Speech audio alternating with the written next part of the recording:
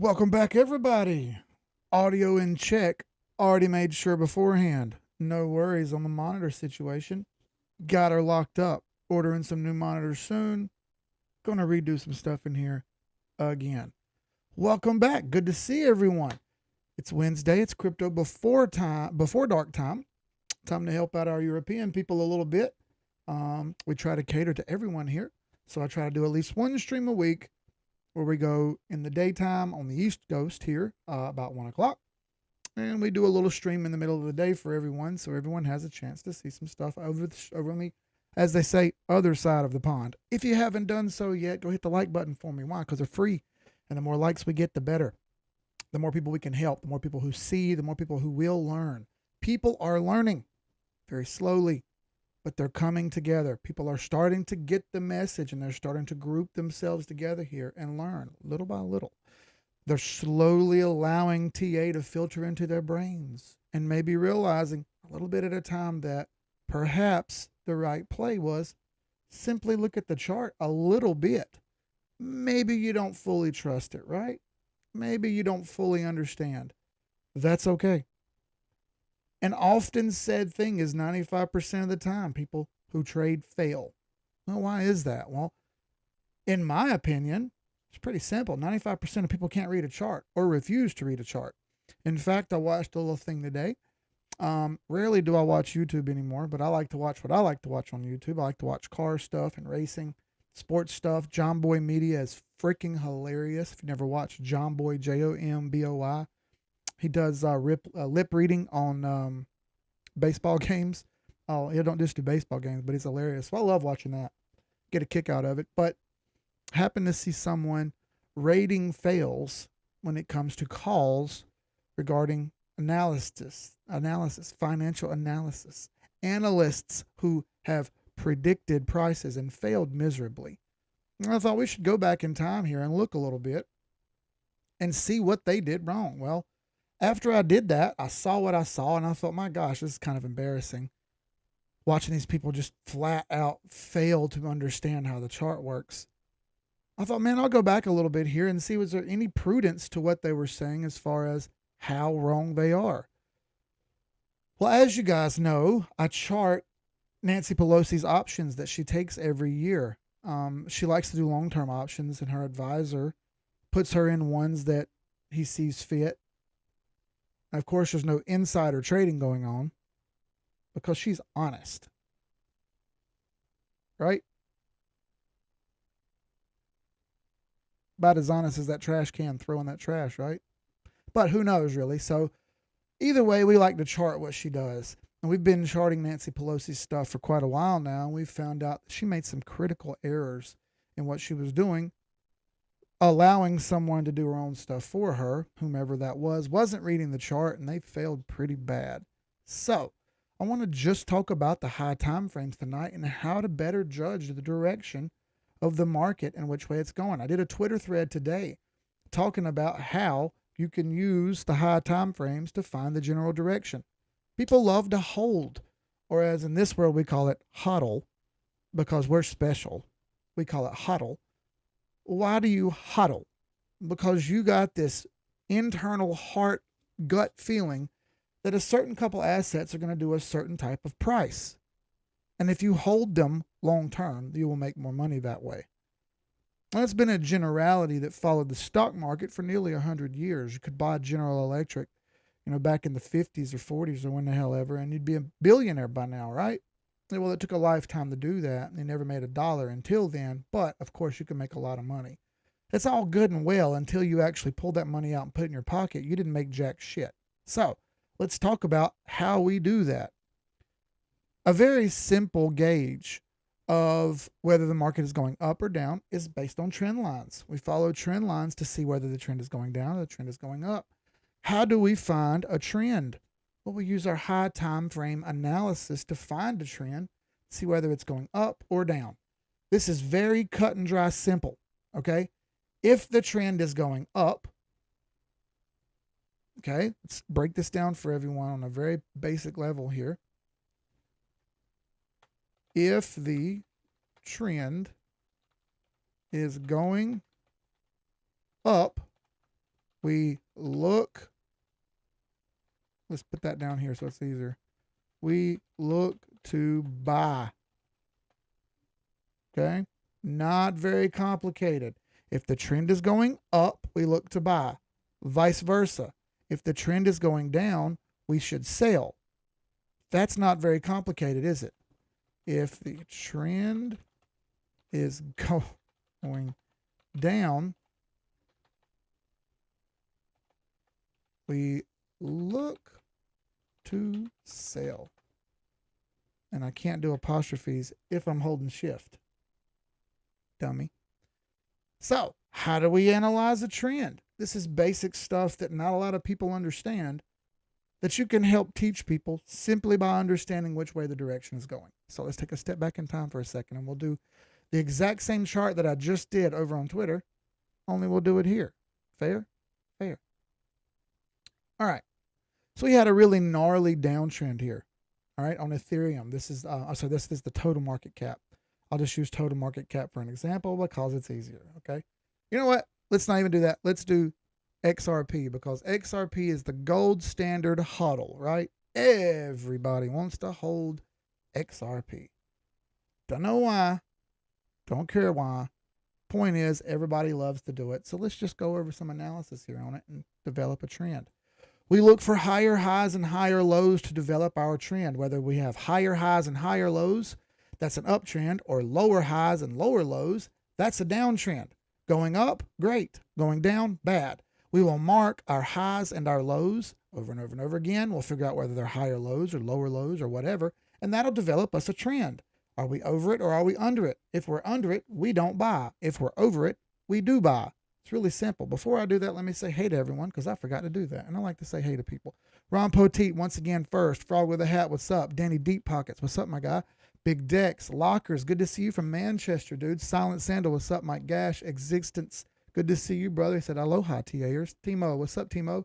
Good to see you, brother. Thor's Hammer, Neil Oveson, noobs of the group, hope all is well. Hey, bro, I was a noob one time, too. Hope you're well as well. Bill Esch, good to see you. Nifty Phoebe.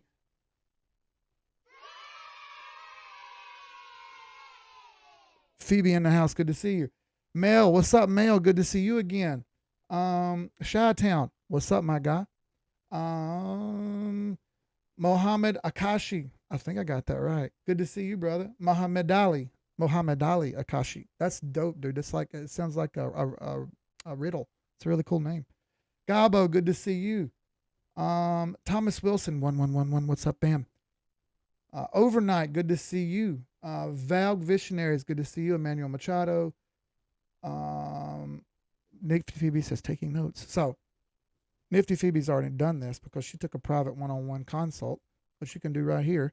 One-on-one consults are available. You just click on this here website that I will copy and paste into here. Paste, bam, and you can do this one-on-one. If you need such intense studies, we can get you there. No big deal. We follow every trend by marking our highs and our lows. Let's start by doing that. We had lows and highs. Excellent. So we have a start. We have a low and a high. Next, we always read from left to right. So we have a low. This is a lower low. Hey, everyone, guess what a lower low and a lower high is? Well, let's just tell you here. Lower low and lower high equals down trend. Folks, not great. Not great. We don't want downtrends. We want uptrends. What is an uptrend? A higher high. You've all heard this stuff before. And a higher low. That is an uptrend. Right off the bat, what do we have? A lower low. Lower low. That's part of a downtrend. No, thank you. We move on. What do we see here? We have a high point. We have another low and a high, but hey, this high is lower than the first one. That is a lower high, folks. That is a full-fledged 100% downtrend. If that's the case, we know this is a downtrend. This is the point where we pull out a trend line and start drawing it. Hey, who knows what may happen here? We may break this trend and go into an uptrend, right? And that would be great. So let's start by going ahead and drawing a trend line. We use our wicks for that. Right here is our trend line. Wick to wick, we could just pull this to infinity. Hey, look, over here we seem to have broken that line. Perhaps that's where an uptrend is. Let's analyze. From this high point, we had another low. Hey, that's a higher low. That's half of an uptrend, higher low. What do we need now? We need a higher high to go with it. What did we get? Lower high. This is a monthly chart, by the way, folks. So every single candle is 1 month. Hodlers rejoice. Hodlers rejoice. We're not day trading, everybody. This is a monthly chart, 1 month at a time. Oh my God, it's already been 2 years on this chart. 2 years you held and you have made $0. $0. All of your money is now tied up in XRP as you patiently wait that happy hodl moonshot moment. And you wait, and you wait, and you wait. Actually, you didn't, because you didn't know anything about this at that particular time, because you don't buy anything without the news first to tell you on Twitter that you should buy it, or YouTube for that matter, because, hey, we're super bullish on YouTube. Not. So, lower high, not great, followed by a lower low, not great, followed by a lower high, not great, followed by a higher low. Excellent. Followed by a higher high. Wait a minute, that's a full-fledged uptrend. Now, interestingly enough, we have an uptrend. Holy crap, what can we do with this? Well, now that we know our general direction may have changed.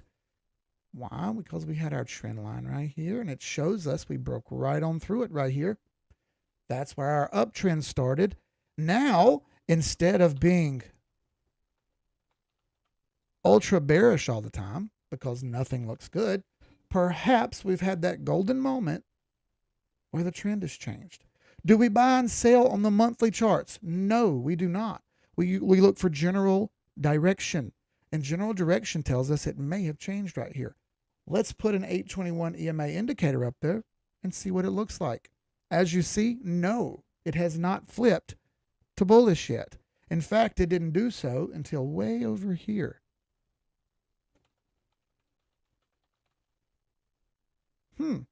Interesting. So let's dip down to the weekly. Still a big time frame. Still large view here. We're not trying to reinvent the wheel here. We're just taking a closer look. We look at weekly. Do we have an 821 cross on the weekly anywhere here? Well, roughly the same time as the monthly, way over here. As you see, we broke trend, had an 821 cross. It went up and then gave us an 821 downward cross. So we sold what we bought for a very small gain. Now we're waiting for another one. Good thing we don't buy and sell the weekly charts. We just use them for direction. And for the first time ever, you see that we've broken trend and our direction may change. Let's go down to daily, where we do most of our buys and sales. What do we have in store? We started with the monthly chart and found our general direction was in this area. Then we went down to weekly and we found that we were still concentrating on this area. So now we go down to daily. And every time we do this, we get a little closer to the target, okay? Now we've reduced a big guess into a much, much smaller target. Let's get a little closer. Right around here is when we broke that monthly trend. As you see, I wrote uptrend. You see that it lasted a bit and then it bounced and flipped into a sell right here and then went short and short and short. Right there, you can see that 821 downward cross, and it shorted itself all the way back to the trend line pretty much. Okay? What happens after that? Right around in here where we've got bullish cross written, right in this time frame, you see our theme starting to change. Two candles over the 8 EMA, yes. Cross 821 upward through the 21 EMA, yes. Right here, things change for us. On a daily time frame, everything starts to look good. So what do we do when we see a daily buy signal? How about our other indicators? Do we have some confluence? Yeah, RSI is trending up. Cool. How about MACD? How's it look?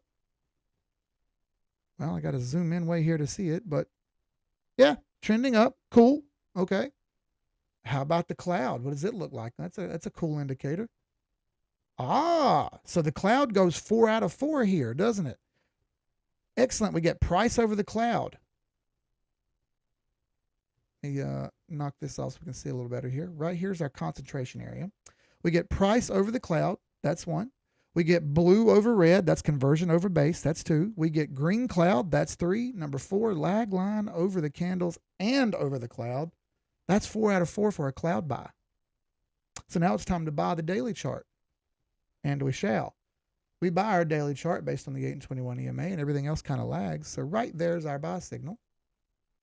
Remember, we started with the monthly chart here, and we went down farther and farther and farther, and we've turned that very, very, very large, broad guess into a much, much, much tighter, small time frame. We've reduced the risk way down, and we've got a better reward coming for that. What happens? Bam, off she goes. Up and up and up. No point looking at the cloud on this. She's off to the races. Let's put the 821 EMA back up there. Do we see a sell signal? No, we do not. We have one candle under the 21 EMA. One candle is not good enough for anything. So stop. Multiple times in the last 2 weeks, stronger people have lost their minds because they got one candle. One happy little candle that was then rapidly erased by the candles after that. One candle does nothing for you, ever. So stop looking at just one, thinking that is going to make you a millionaire. It's not going to work, folks. We don't want moon soon. Slow and steady progress up wins the race. We don't have a sell signal here. Our 8 and 21 EMA stays positive. We keep moving. Up and up and up we go. Bam. Finally, a sell signal here. Right here. 2 candles under the 21 EMA. Shortly following that, an 821 EMA cross downward here. You could have milked this one for a little bit more, sure. How much money did we make here? Well, let's have a look. We bought way down here at our buy signal after analyzing the large time frame, going down to weekly, and then going down to daily. Down and down and down. We made a better throw with our dart, didn't we? We hit our dartboard in a better spot. And then we sold based on the same strategy. 3,400%. Pull up our calculator here. If we bought $1,000, multiply that by 3,400%, that gives us $34,000. You just turned $1,000 into $34,000 by simply following some basic analysis. We took a high time frame. We seen it flip bullish. We immediately went down to a lower weekly time frame, which is still large time frame. Once we saw that, we said, still not good enough. We see the general direction starting to move up here, but we don't have a buy signal yet. Let's go down to the daily. Aha, we do have a buy signal here, and that's good. That's where we do most of our buys and sells anyway. Now, let's take a step back here after we've made $34,000, $33,000 in the profits. $33,000 in the profits. Let's take a look at the high time frame, okay? Right here is where we made our sale.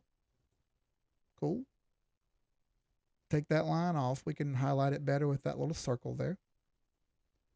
And we'll pull this one off. We've already bought and sold that line, so it's over. Put it out of the weekly again. Have a gander. Aha. So we sold right here. Excellent. Excellent. Now, looking at the 8 and 21 EMA, what do we see? General direction still pointing up, correct? Perfect. We're still pointing up here. Even it hasn't crossed downward. Sweet. So let's mind our P's and Q's on the daily chart again because the high time frame is still pointing up. It's still trending upward. Excellent. And if that's the case, what about our other indicators? What do they say? All right, well, our MACD here is crossed downward. It's telling us to stop.